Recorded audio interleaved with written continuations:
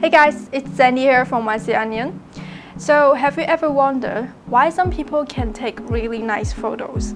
Like when you're scrolling down your Instagram page, I'm not talking about those perfect bodies and delicate faces, but some photos are just aesthetic.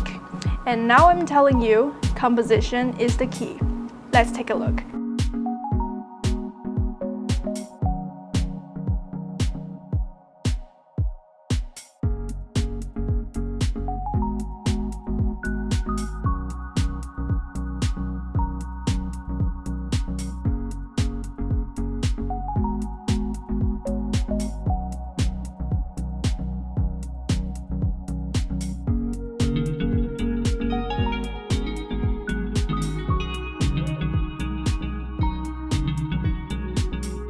Point, line, surface are something that we're familiar with in mathematics, and they are also the keys to a good composition.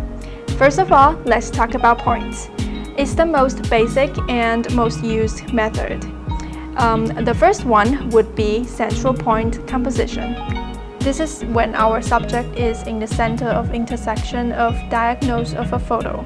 The good thing is it helps the subject stand out, but it gets boring easily if you can't handle properly. So in that case, we can use a slider to surround or push forward and backward to shoot. Number 2, the rule of third. It's when your image is divided into 9 equal segments by 2 vertical and 2 horizontal lines. This is also something that we can see in our cameras and phones. It's actually the simplified version of golden section. You position the most important element in your scene along these lines, or at a point where they intersect. Doing so will add balance to your photo. And then there's line. Number 3, symmetry. Left to right or up and down symmetry.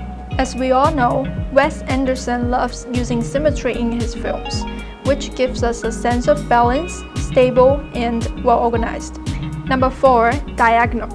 It's a composition method that emphasizes directionality. It can give people a sense of strength, direction, or contrast. Number 5, leading lines. Using lines in the picture to lead viewers' attention, to form a sense of depth or perspective from near to far, make it more realistic and dimensional. Lastly, surface composition. The first one, frame within the frame. Look for elements such as windows or arches to frame the scene with. This composition method has a strong visual guidance effect. And then there's geometric shape. The most common is triangles and round. When shooting, body of subject or other objects are used to form a triangle. This composition has a strong sense of stability and upward impact. But how about the composition techniques when we're filming moving objects? First, we can use a gimbal or a slider to track the moving object. Keep the original composition, or change the composition when moving, for example, from diagonal to the rule of third. Composition techniques can also be helpful in other visual design other than filmmaking.